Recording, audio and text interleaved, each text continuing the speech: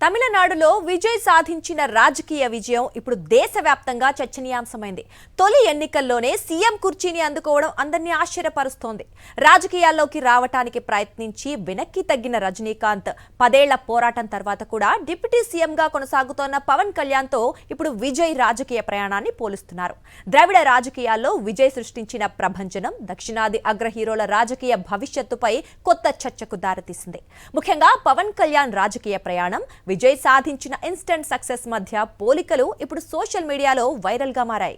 ద్రవిడ రాజకీయాల్లో అసాధ్యం అనుకున్న దాన్ని సుసాధ్యం చేశాడు దళపతి విజయ్. దశాబ్దాలుగా తమిళ రాజకీయాలను ఏలుతున్న డిఎంకే, ఏఐడిఎంకే వంటి పార్టీలకు సవాల్ విసురుతూ తొలి ఎన్నికల్లోనే ప్రజల తీర్పును తన వైపు తిప్పుకున్నాడు. సినిమా హీరోగా సంపాదించిన క్రేజ్ ను నేరుగా రాజకీయ శక్తిగా మార్చుకొని ముఖ్యమంత్రి కుర్చీని అందుకోవటం ఇప్పుడు దేశవ్యాప్తంగా చర్చనీయాంశంగా మారింది.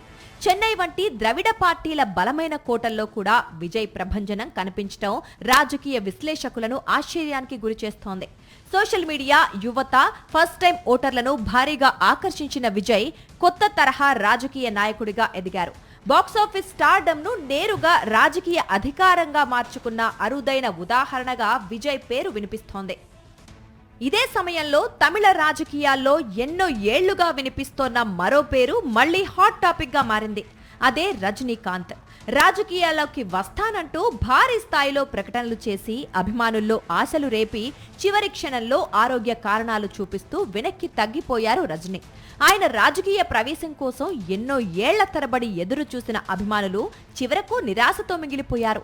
ఇప్పుడు అదే తమిళనాడులో విజయ్ మాత్రం ఎలాంటి సందిగ్ధత లేకుండా నేరుగా ప్రజల్లోకి వెళ్లి అధికారాన్ని అందుకోవటం రజనీ రాజకీయ ప్రయాణాన్ని మరోసారి చర్చకు తెచ్చింది. అందుకే విజయ్ పై అసూయ లేదంటూ రజనీకాంత్ ప్రత్యేకంగా మీడియా ముందుకు రావాల్సి వచ్చిందన్న విశ్లేషణలు వినిపిస్తున్నాయి. ఎన్నికల తర్వాత సీఎం ఎంకే స్టాలిన్ ను రజనీ కలవటం కూడా రాజకీయ వర్గాల్లో చర్చకు దారితీసింది. சின்ன வயசுல 52 வயசுல எம்ஜிஆர் என்டிஆர் சாதனை பண்றதை விட அதை விட ஜாஸ்தி கம்ப்ளீட்டா சென்டர் பிஜேபி எவ்வளவு பெரிய பவர்ஃபுல் சென்டர். இங்க 2 பெரிய கட்சிகளை எதிர்த்து தனி ஆளை ஜெயிச்சிருக்காங்க. அது நம்ம சினிமா இண்டஸ்ட்ரியில இருந்து எனக்கு அது பொறாமை இல்லை, ஒரு ஆச்சரியம் கலந்த ஒரு சந்தோஷம். அடே யார் அப்ரிசியேஷன் சூப்பர். ஸோ அந்த பொறாமையும் இல்லை. விஜய் அவர்களுக்கு நிறைய எதிர்பார்ப்புகள் இருக்கு ஜனங்க மத்தியில். டெஃபினட்டா அந்த எதிர்பார்ப்பெல்லாம் அவரை சந்திச்சு மக்கள் நல்லது செய்வாங்கங்கிற நம்பிக்கை எனக்கு இருக்கு. அவருக்கு அதிக வாழ்த்துக்கள். అయితే విజయ్ రాజకీయ విజయంతో ఎక్కువగా చర్చకు గురవుతున్న పేరు మాత్రం పవన్ కళ్యాణ్.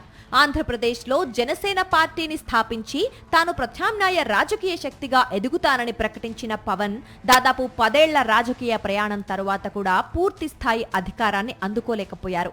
2019 ఎన్నికల్లో తాను పోటీ చేసిన 2 స్థానాల్లో ఓడిపోవడం, పార్టీ ఒక్క సీటుకే పరిమితమవడం పవన్ రాజకీయ జీవితంలో పెద్ద ఎదురుదెబ్బగా మారింది. చివరకు తెలుగుదేశం పార్టీకి మద్దతుగా నిలిచి పవన్ కళ్యాణ్ కూటమిలో భాగమయ్యారు. అధికారంలో భాగస్వామ్యం దక్కినా డిప్యూటీ సీఎం స్థాయికే పరిమితమయ్యారు. ఇప్పుడు విజయ్ మాత్రం ఏ కూటమి లేకుండా, ఏ రాజకీయ వారసత్వం లేకుండా తొలి ఎన్నికల్లోనే సీఎం కావటం పవన్ రాజకీయ ప్రయాణాన్ని సోషల్ మీడియా కొత్త కోణంలో చూస్తోంది. 10 ఏళ్ల పోరాటం చేసిన పవన్ కు రాణి స్థానం తొలి ప్రయత్నంలోనే విజయ్ కు ఎలా వచ్చింది అన్న చర్చ రాజకీయ వర్గాల్లో హాట్ టాపిక్ గా మారింది. విజయ్ విజయాన్ని తన రాజకీయ ప్రయాణంతో పోల్చటాన్ని పవన్ కళ్యాణ్ ఒక అవమానంగా భావిస్తున్నారన్న చర్చ కూడా ఇప్పుడు వైరల్ గా మారింది. నన్ను పక్క రాష్ట్ర సినిమా స్టార్ తో పోల్చకండి అంటూ పార్టీ కార్యకర్తల వద్ద పవన్ తీవ్ర అసహనం వ్యక్తం చేశారు. పక్క రాష్ట్రంలో అక్కడ ఒక పార్టీ పెట్టి విజయం సాధించి ముఖ్యమంత్రి అవ్వగానే మన ఆంధ్రప్రదేశ్లో చాలా మంది మీరు కూడా అలా చేసి ఉండాల్సిందని చెప్పి నాకు తెగ మెసేజ్లు పంపిస్తా ఉన్నారు. సరే వీళ్ళు చెప్పినట్టుగానే మనం కూర్చొని 2019 నిలబడ్డాం. ఎక్కడ పెట్టారు? 2 చోట్ల ఓడించారు కదా.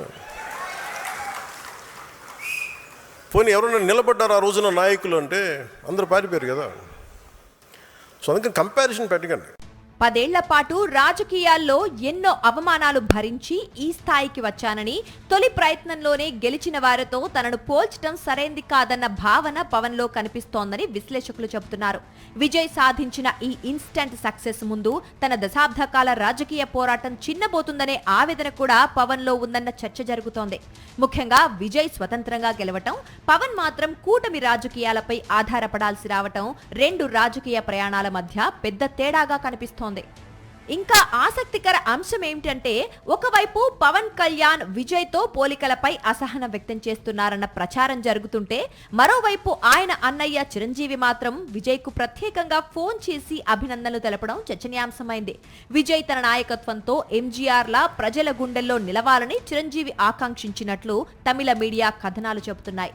అన్నయ్య విజయ్ను ప్రశంసిస్తుంటే తమ్ముడు మాత్రం పోలికలపై అసహనం వ్యక్తం చేస్తున్నారన్న ప్రచారం మెగా అభిమానుల్లో కూడా చర్చకు దారితీసింది.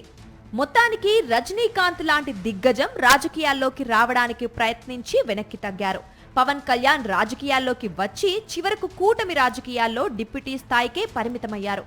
కానీ విజయ్ మాత్రం నేరుగా సీఎం కుర్చీని అందుకోవటం దక్షిణాది సినీ రాజకీయాల్లో భారీ మలుపుగా మారింది.